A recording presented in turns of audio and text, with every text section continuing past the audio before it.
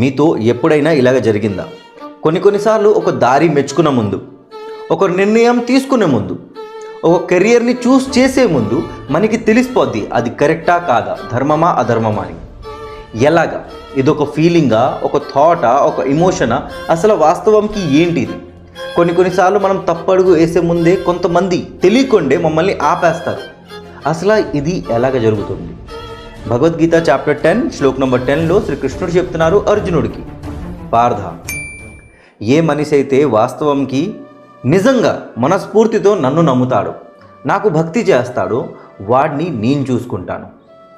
ఆడు బాధ్యత మొత్తం నాది.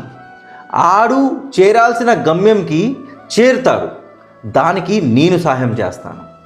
అసలు ఈ శ్లోకంలో కృష్ణుడు మనకి ఏం చెప్పాలనుకుంటున్నారంటే, మనిషి అనేవాడు తప్పు చేస్తాడు, దేవుడు తప్పుని క్షమిస్తారు. తప్పుని క్షమించిన తర్వాత మనిషికి సరైన దారి కూడా చూపిస్తారు. కానీ మనం బతుకుతున్నాం కలియుగంలో. ఇక్కడ మనిషి తప్పులో తప్పుడు దారికి వెళ్ళిపోతాడు. అక్కడ దేవుడు వాడికి కరెక్ట్ అయిన ధర్మం దారి చూపిస్తారు. కానీ డబ్బు కోసం, కామం కోసం, అహంకారం కోసం వాళ్ళు దేవుడు చూపించిన దారిని మర్చిపోయి ఆ దారిలోనే నడుచుకుని వెళ్తారు. మనకేం కనిపిస్తుంది అంటే వాళ్ళు సుఖంగానే ఉన్నారు, హ్యాపీగానే బతుకుతున్నారని.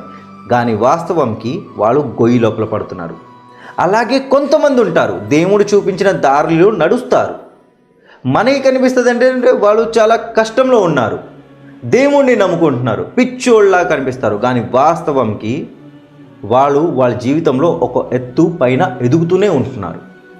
ఇది తెలుసుకోవడం అనేది చాలా కష్టం. ఎందుకంటే ఒక మనిషి నిజాయితీగా ధర్మం పరంగా నడిస్తే, వాడి జీవితంని జీవిస్తే, దేవుడు చెప్పిన ధర్మం ప్రకారంగా జీవిస్తే దేవుడే సహాయం చేస్తాడు.